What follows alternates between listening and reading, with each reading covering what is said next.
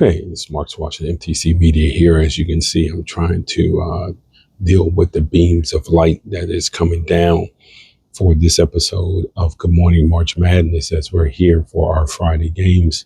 I'm here live in Philly.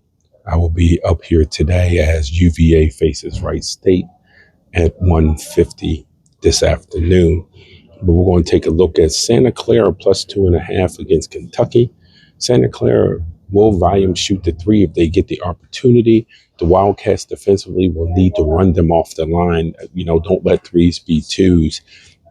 But if they can get this game going, Mark Pope seems to have a lot of things on his plate and a little bit of pressure on him too, just to see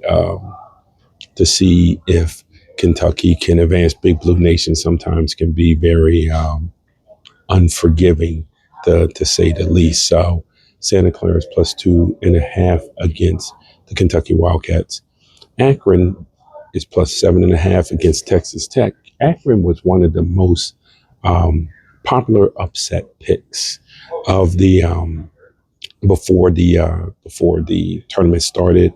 Obviously, Texas Tech will be without JT Toppin, but the Red Raiders have been leaning on sophomore guard Christian Anderson, who's averaging almost 19 points a game. LIU plus 30.5 against Arizona. I think, that's self-explanatory. It's just great to see Rod Strickland, the head coach of LIU, in the tournament. Again, Wright State plus 18.5 against UVA.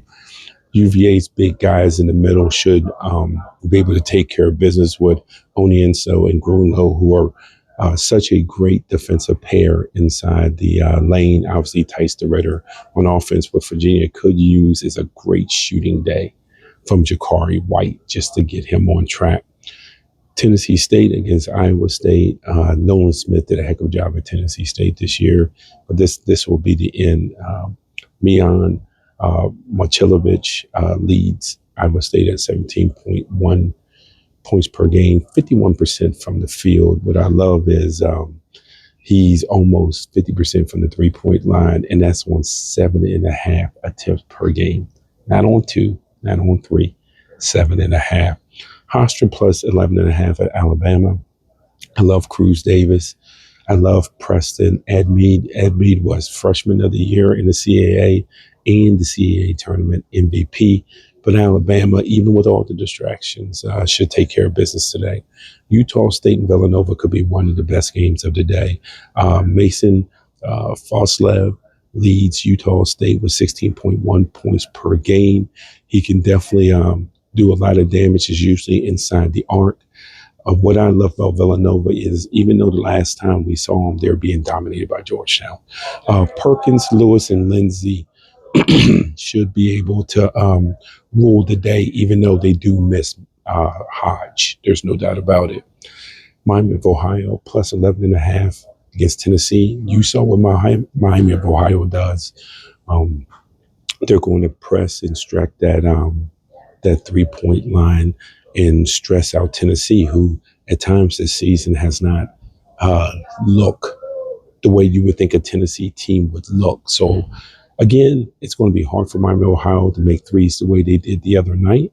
But if they do, Tennessee definitely could be in some trouble. I have minus 2.5 at Clemson. Again, I think this is going to be a good game, but this is where I think that Iowa's ability to score with Ben McCollum at that head coach will outdo Clemson. You look at Clemson's roster, you feel like offensively they should be better than what they are. It's just hard to trust Clemson today. Northern Iowa plus 9.5 against St. John's. So everyone's screaming and yelling about St. John's seed. I don't have a problem with what their seed was. And Pitino definitely will use that as a motivator. Their defense and Zuby will rule the day today. You best believe that. UCF plus 5.5 against UCLA.